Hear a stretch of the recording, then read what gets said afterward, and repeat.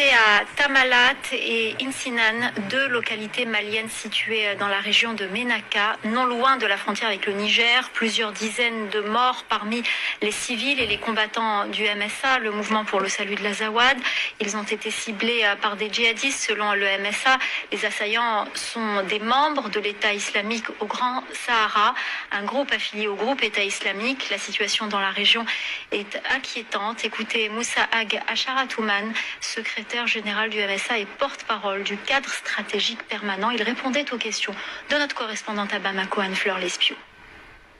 Je tiens quand même à préciser que ce n'est pas la première fois qu'on s'en prend à des populations civiles le long de cette frontière.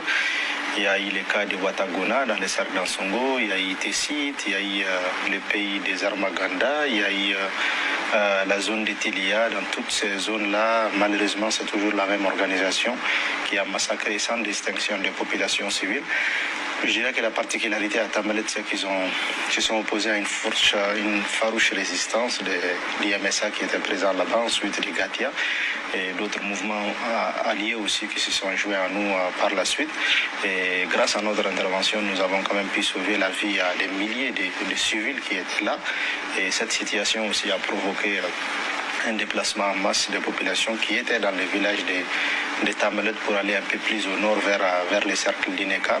Mais dans la zone de Inchinanen et d'Adrambukan, une bonne partie des populations sont encore sur place, même si la paix quand même règne dans cette zone-là.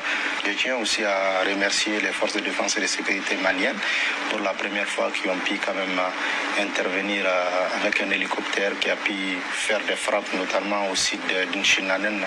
Et nous étions dans les besoins et le fait que l'armée vienne à nos secours, je pense que c'est quelque chose qui doit être salué et encouragé. Je tiens à préciser que sur le terrain, il n'y a que les mouvements qui sont présents.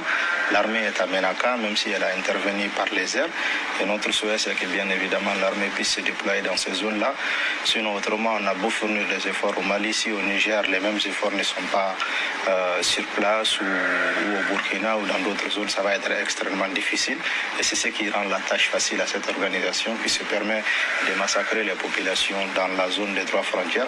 Et je profite de votre antenne aussi pour solliciter non seulement l'appui des autorités, mais aussi de toutes les organisations internationales pour venir en urgence à l'aide de ces populations. Parce que malheureusement, lors de ces attaques-là, il y a des femmes et des enfants aussi qui ont été touchés. Et aujourd'hui, toutes ces familles-là sont dans des difficultés, ils ont tout perdu. Et il y a vraiment urgence à ce qu'on puisse leur venir en aide par rapport à notre nation, le Mali, et pour que l'État, c'est-à-dire puisse exprimer sa solidarité, son soutien et sa compassion avec ces populations-là. C'est quelque chose d'extrêmement important parce que c'est dans les moments difficiles qu'on doit se souder et se donner la main, éventuellement regarder tous dans la même direction.